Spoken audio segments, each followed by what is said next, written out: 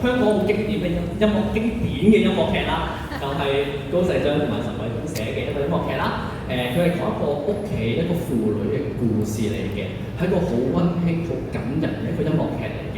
咁我哋今日要唱嘅歌係《愛的教育》。